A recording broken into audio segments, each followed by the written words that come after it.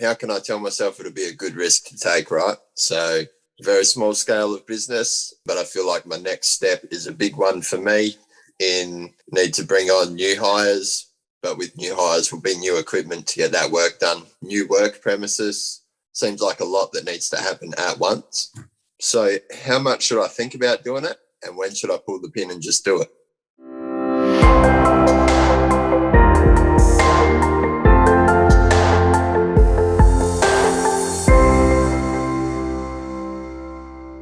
Great question.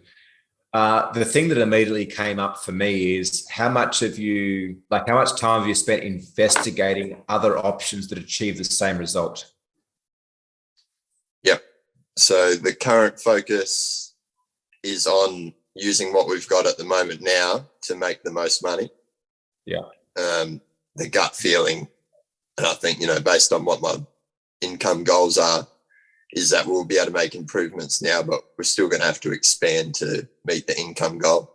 Which is great. I'm a huge advocate of developing, as entrepreneurs, visionaries, one of our things should be making decisions based on intuition. It does require nurturing and growth, right? But it's a phenomenal tool to use, whereas a GM and operator like Heather, for argument's sake, her decision making should be a lot more based on facts and figures and certainty and logic. Right. And there's that distilling of gut feel from me to her to the teams. The thing that came through for me for you, and I don't even know if it's possible, but is there a competitor that does good work that's smaller that you could potentially partner with to do the initial increase in work under your name that you make money from that you could then buy out? As one possibility. The other possibility is utilizing them in such a way that you can build your clientele and build your workflow to where you've got absolute certainty on the volume of work to then buy the machines and then buy the employees and stop doing work with them, right? So two kind of options there, utilizing outsourced talent. Is that a possibility? Would you be open to that? Yeah, so if I could bring on the new work that we don't have capacity to do now and subcontract it to the point where I'm confident that's enough work to bring on the new hires, etc., and then stop subcontracting it and put on someone. Or depending on how, it's got to be the right fit. Like you would go through and vet them the same as you would new employees, making sure they're a values fit, but there is the opportunity to offer to buy them out, right?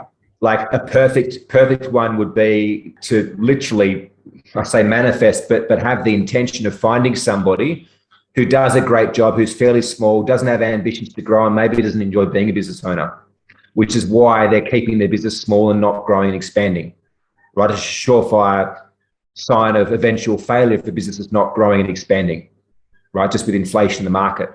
But you could very much offer to acquire them, offer the owner again like a small profit share, potential equity to acquire them, or maybe just an outright buyout to bring them back in under your banner.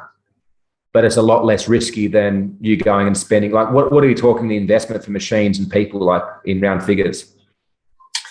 Hey, it's not that much. It's only, it's probably only $10,000-$20,000, right? It just seems a lot to me. I think the biggest factor that I worry about is bringing on new staff.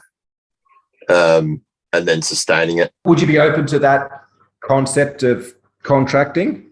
Yeah, for sure. That definitely echoes coaching that Kylie's been giving me as well.